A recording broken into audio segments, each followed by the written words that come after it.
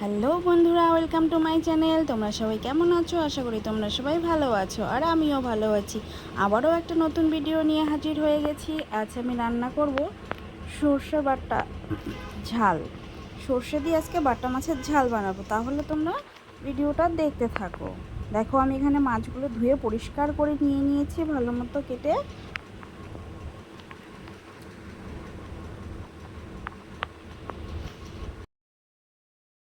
একটা আমি কড়াই বসিয়ে দিয়েছি, এবার একে একে সব মাছগুলো আমি ভেজে নিব। আর আমি মাছগুলোতে নুন হলুদ দিয়ে মেখে নেব। তোমরাও এইভাবে ট্রাই করো, আশা করি তোমাদের ভালো লাগবে। তাহলে দেখতে থাকো। দেখো, লবণ দিয়েছি, এবার আমি স্বাদ মতো হলুদ দিয়ে ভালো করে মেখে মাছগুলো ভেজে নিব এক এক করে।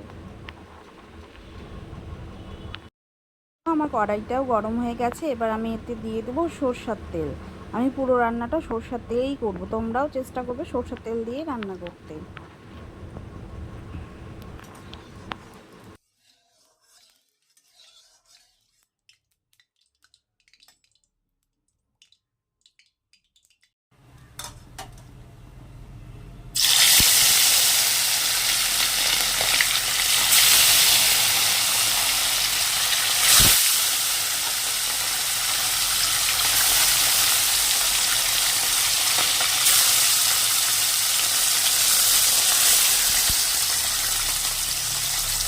আমার মাছগুলোর এক পাশটা ভাজা হয়ে গেছে, এবার আমি আর পেছন পাশটা ভেজে নিব। আর আমি মাছটা একটু হালকা ভাজবো, বেশি কড়া ভাজবো না, এভাবে করলে একটু হালকা ভাজতে হয়। এখন আমার মাছগুলো ভাজা হয়ে গেছে, এবার আমি নামিয়ে নিব একটা প্লেটে। বাকি যে মাছগুলো ছিল সেগুলো আমি ভেজে নিচ্ছি। দেখো, আমার রান্নার জন্য সব কিছু আমি এখানে রেডি করে নিয়েছি। দুটো পেঁয়াজ, স্বাদ মতো ঝাল, এখানে একটু আদা, জিরে গুঁড়ো, ধনে পাতা, আর নিয়েছি টমেটো। এগুলো আমি এখন পেস্ট করে নেব। ধনে পাতাটা রেখে দেবো, আর নিয়েছি কালো জিরে। দেখো, আমি পেঁয়াজ, লঙ্কা, জিরে গুঁড়োটা পেস্ট করে নিয়েছি, আর জিরা গুঁড়োটা আমি পরে পেস্ট করব। দেখো, সরষেটা আমি এখানে রেখে দিয়েছি, আর টমেটোটা। এদিকে আমার সব মাছগুলো ভাজা হয়ে গেছে। কিছু মাছ আমি যে তেলটাতে মাছ ভেজেছিলাম সেখানে আমি আরেকটু কিছু পরিমাণে তেল দিয়ে দিলাম। এবার আমি দিয়ে দেবো কালো জিরে।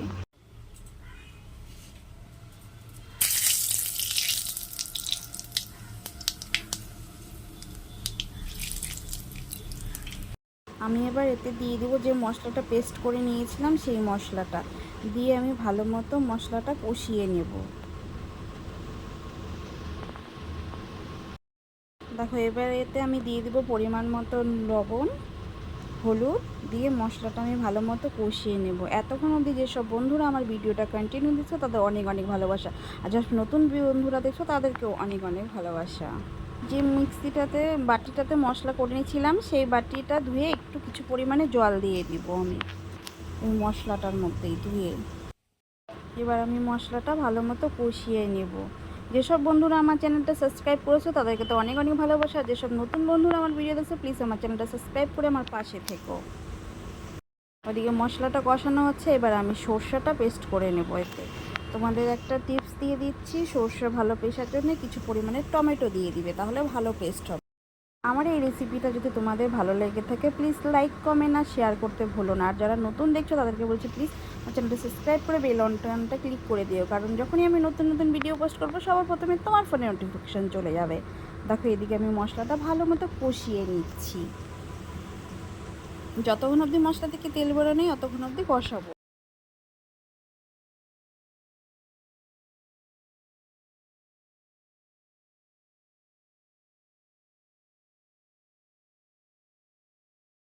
দেখো, এদিকে আমার সরষেটাও ভালো পেস্ট হয়ে গেছে। এতে আমি এবার দিয়ে দেবো কিছু পরিমাণে জল, কারণ আমি সর্ষের যে খোসাগুলো আছে সেগুলো আমি দিব না, শুধু সর্ষের জলটা দিব।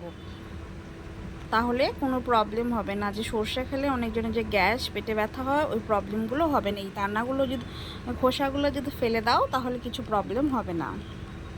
দিয়ে আমি ভিজিয়ে।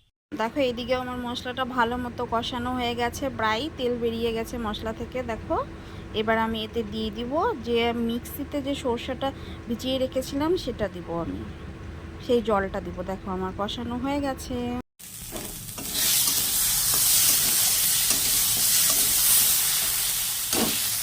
জলটা দিয়ে দিব।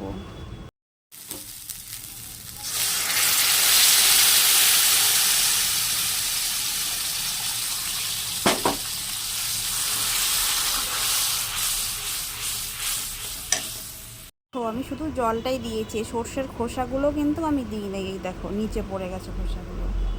দেখো আমি আরও কিছু পরিমাণ জল দিয়ে দিয়েছিলাম, কারণ আমার জলটা কম হয়ে গেছিলো।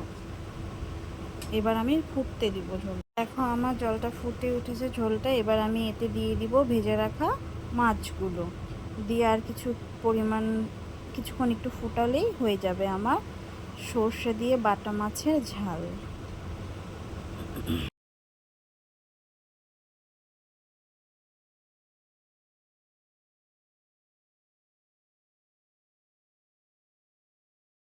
দেখো আমার রান্নাটা প্রায় শেষ হয়ে গেছে। এবার আমি ধনেপাতা, কুচানো ধনেপাতা দিয়ে নামিয়ে একটুখানি ফুটিয়ে নামিয়ে নেব।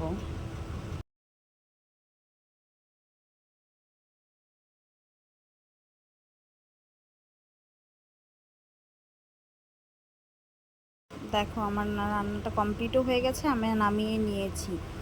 তোমরাও এভাবে ট্রাই করো, আশা করি ভালো লাগবে। আমার ভিডিওটা যদি ভালো লেগে থাকে প্লিজ লাইক, কমেন্ট আর শেয়ার করতে ভুলো না। সবাই ভালো থেকো, সুস্থ থেকো, টাটা।